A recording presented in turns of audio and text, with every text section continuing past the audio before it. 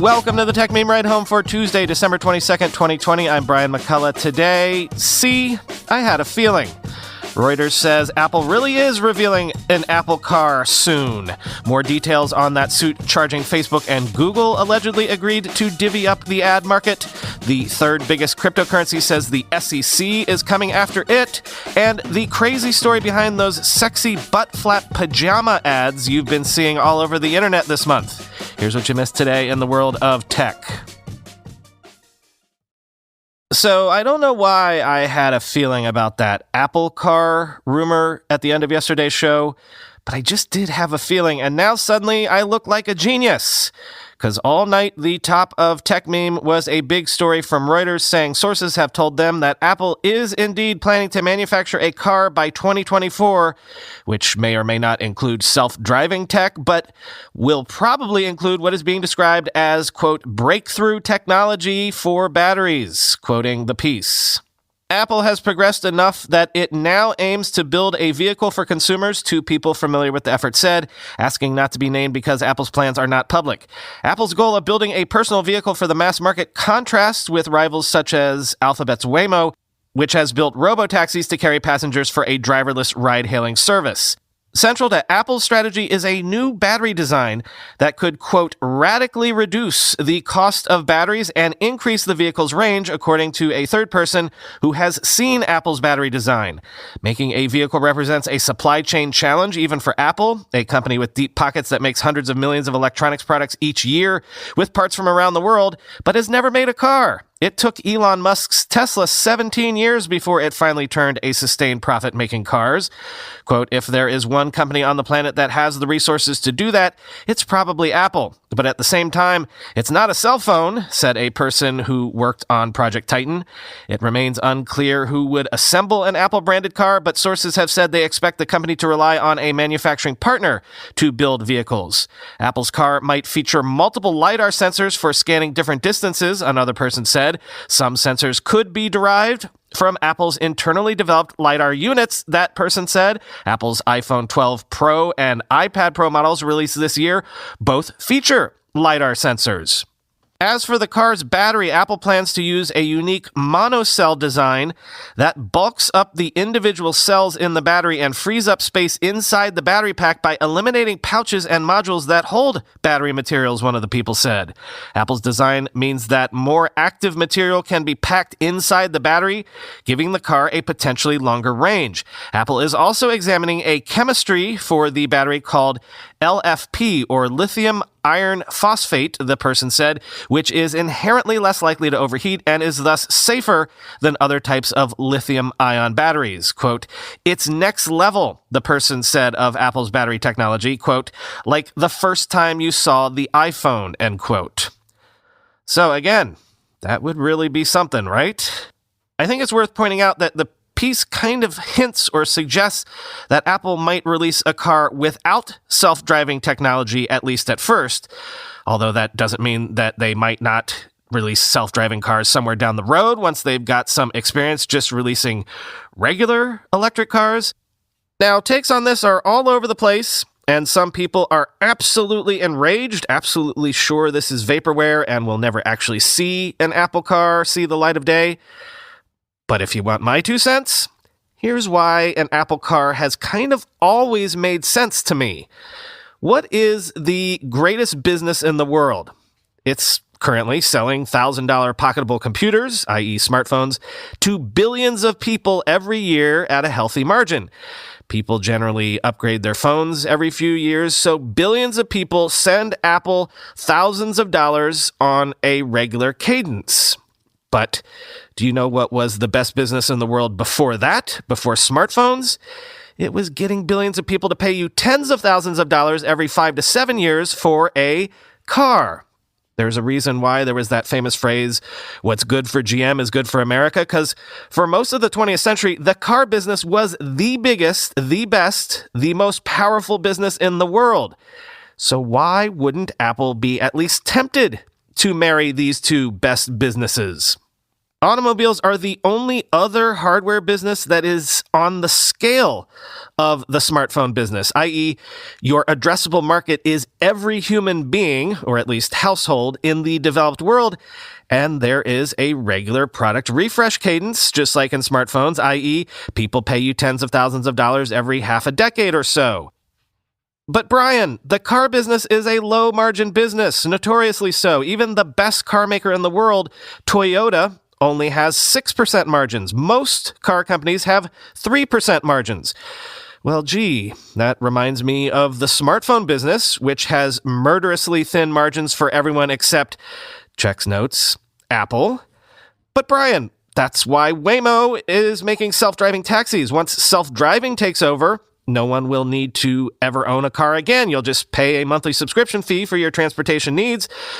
Well, that sounds like, checking notes again, Apple's recent moves towards services and subscriptions in search of growth. But Brian, cars are a crazy different business than computers, and, well, let me stop you right there, because 15 years ago, Apple was cautioned that phones were a completely different business than it was used to, different than computers, and there was no way that Apple could just waltz right in and nail phones, except for the fact that, yeah, you know how that went. And also, everything is computers now, right? Cars are computers now. And we were just talking about how with their own silicon, their own modems, the only thing Apple doesn't do itself for smartphones is the battery. And if they ever made a big proprietary breakthrough there, wouldn't that be earth-shattering? So can you see the angle here?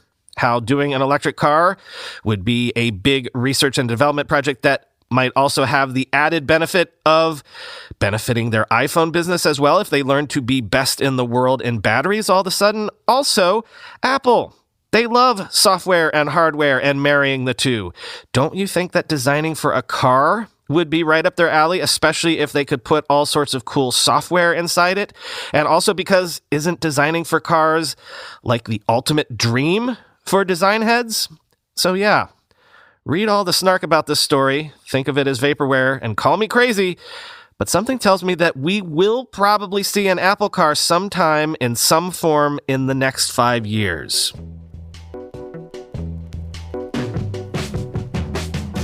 Ripple's CEO says the SEC is filing a lawsuit against it over the alleged sale of unlicensed securities. If you're not familiar with Ripple, it is one of the oldest and biggest cryptocurrencies, at least by market cap. It's also technically a company, which is why I say CEO, quoting Fortune. Ripple, one of the most important companies in the cryptocurrency industry, said Monday evening that the Securities and Exchange Commission is poised to file a bombshell lawsuit against the company over the alleged sale of unlicensed securities. The lawsuit will also name Ripple CEO Brad Garlinghouse and co-founder Chris Larsen as defendants, according to Garlinghouse, who told Fortune the agency will file the case in the near future. If the agency does sue Ripple, the action will follow years of debate between the company and the agency about whether XRP, a digital currency associated with Ripple, is a security, like a share of stock, which must be registered with the agency, or is instead a currency and thus beyond the SEC's purview. XRP is the third most valuable cryptocurrency and currently has a market cap of $23 billion. Ripple's decision to announce that it's about to be sued is an unusual one. Garlinghouse has predicted the incoming Biden administration may be friendlier to the cryptocurrency industry than the Trump administration has been, suggesting that Ripple's preemptive announcement may have a political component. Garlinghouse also blasted the SEC's decision to sue right before the holidays and said Ripple will fight the case. Quote, "It's not just Grinch-worthy, it's shocking," said Garlinghouse. "It's an attack on the entire crypto industry and American innovation," end quote.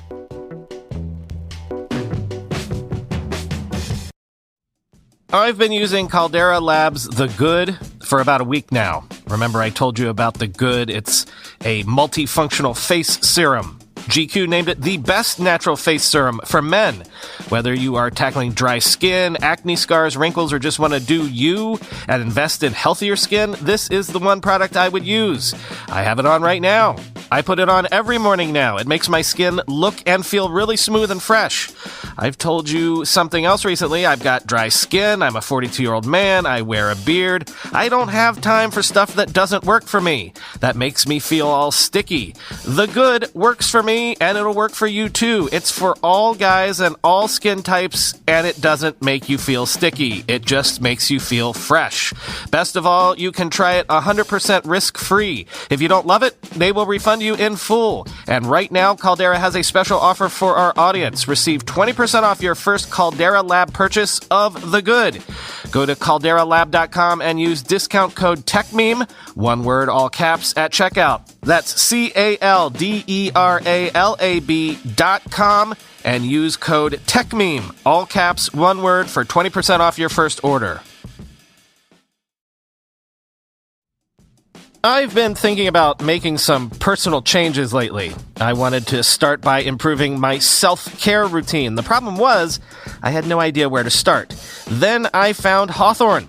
Hawthorne is a premium tailored personal care brand that's making it easy for guys to feel and smell their best.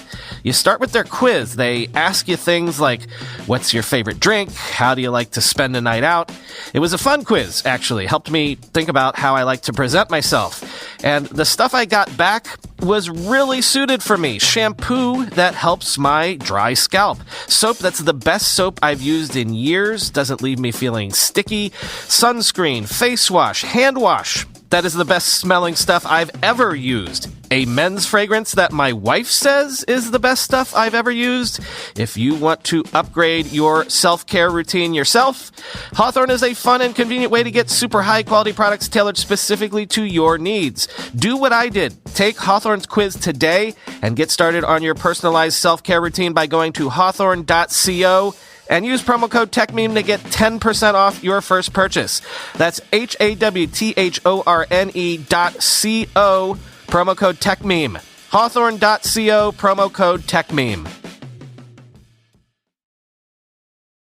Remember last week when those 10 states filed one of those antitrust suits against Google? It was heavily redacted. But also there was the suggestion that Facebook and Google were somehow in an allegedly illegal sort of cahoots. Well, the Wall Street Journal has seen an unredacted draft version of the lawsuit, and quoting the journal, Facebook and Alphabet's Google agreed to, quote, cooperate and assist one another if they ever faced an investigation into their pact to work together in online advertising. Google used language from Star Wars as a code name for the deal, according to the lawsuit, which redacted the actual name. The draft version of the suit says it was known as Jedi Blue.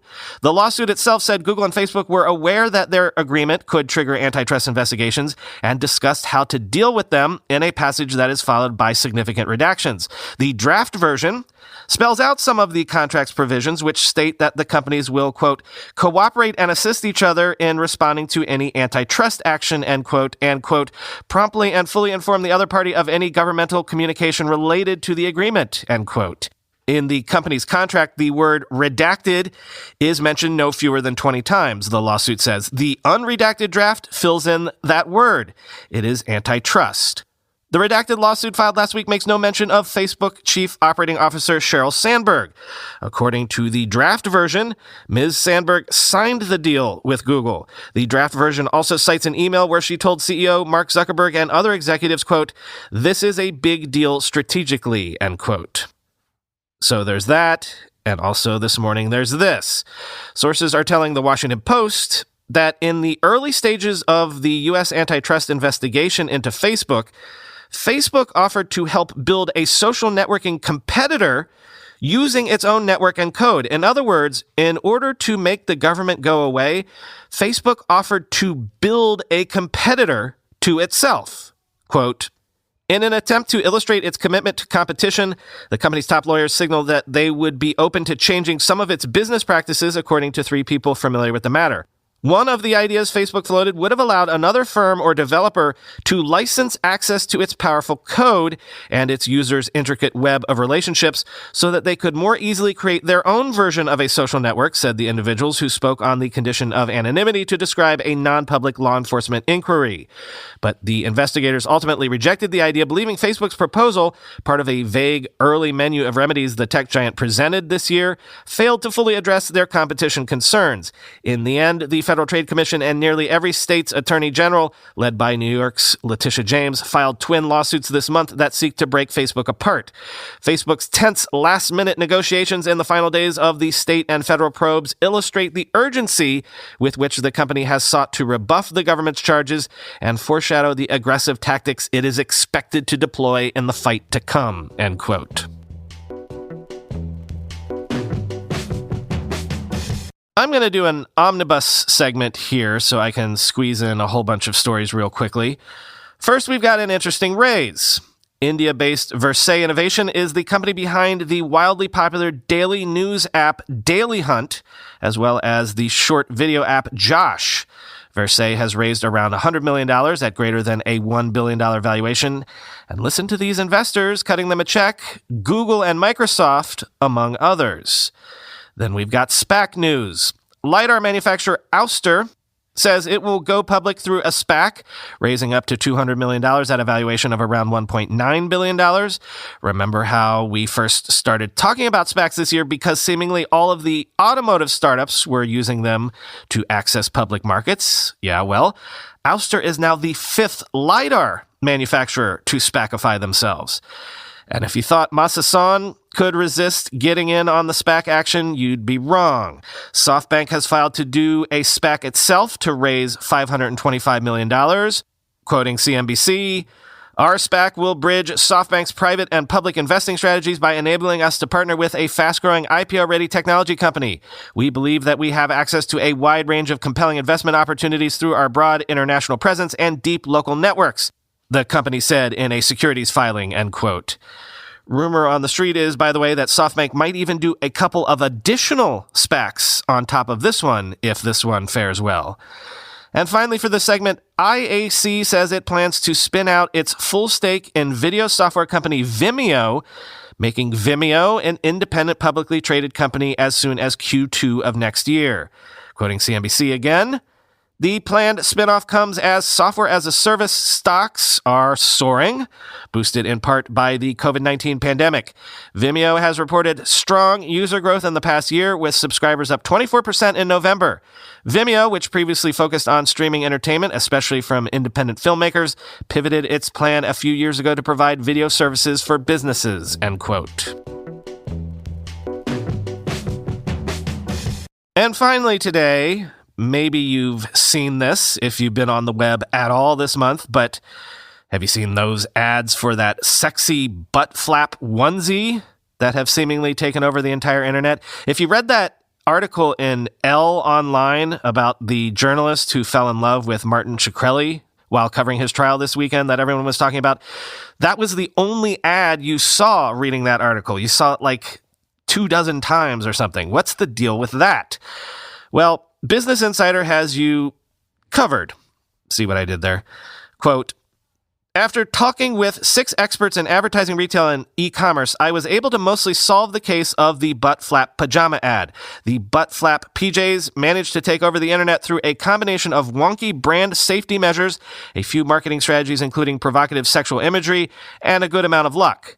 Ivy Rose appears to be a fast fashion brand backed by a Chinese manufacturer aiming to cash in by selling directly to consumers, according to the experts.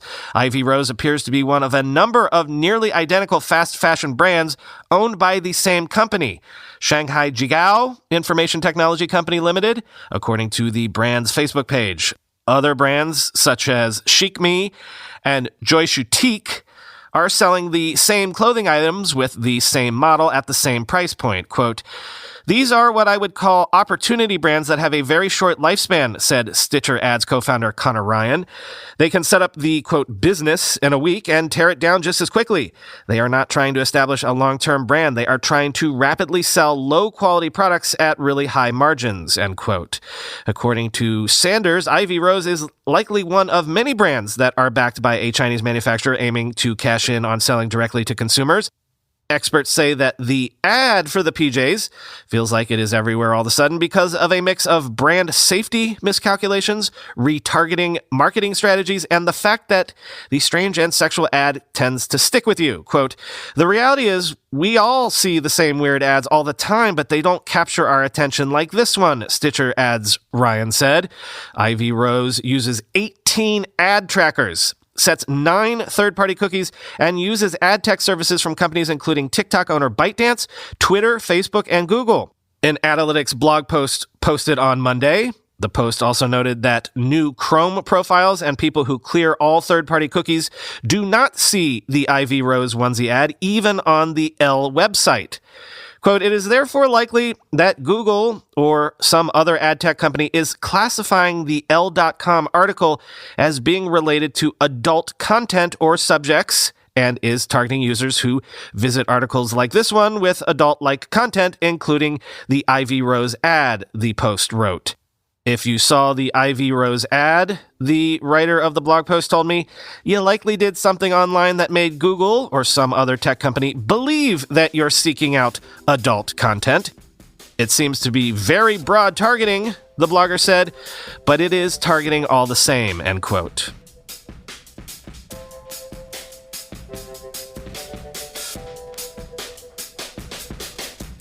That's all for today. Talk to you tomorrow.